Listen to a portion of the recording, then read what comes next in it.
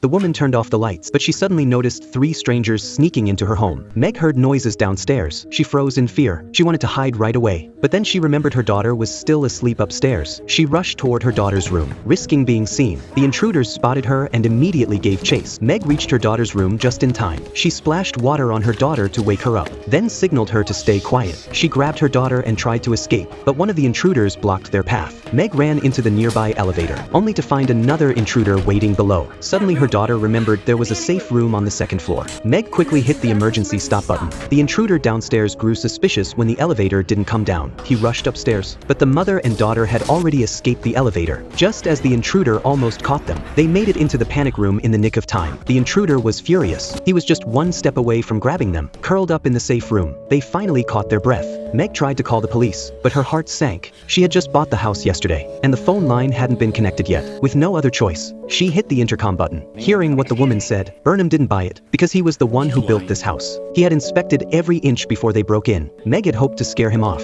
but she didn't expect the burglars to know the house so well. Junior then held up a sign in the security camera. He told Meg they only wanted the safe inside the panic room. They had no intention of hurting anyone, but Meg clearly didn't believe him. Hearing that made Junior furious. They brought out a bunch of tools and sealed all the exits. Burnham suddenly noticed one of the walls sounded hollow. He grabbed a hammer and broke a hole through it. Then he drilled a small opening into the ventilation pipe. He stuck one end of a hose into the wall, sealed it up tight, and connected the other end to a gas tank. Then he turned the valve. Gas began flowing into the duct and was funneled straight into the panic room. Meg noticed something was wrong. She leaned in to take a look and got choked by the gas. Sarah quickly ripped open the metal box, then spotted a small hole in the wall that led outside. She called her mom over. The two of them leaned into the narrow gap to breathe, but the gas kept pouring in. If it continued, they would definitely suffocate. Meg ripped off duct tape to try and block the vent, but as soon as she sealed one side, the other side burst open again. It clearly wasn't working. Then she came up with an idea. She grabbed a lighter, removed the air filter, wrapped herself in a fireproof blanket, and shoved the lighter into the duct. The men outside heard a strange noise and grew uneasy. Junior pressed his ear to the wall, trying to figure out what the woman was doing inside.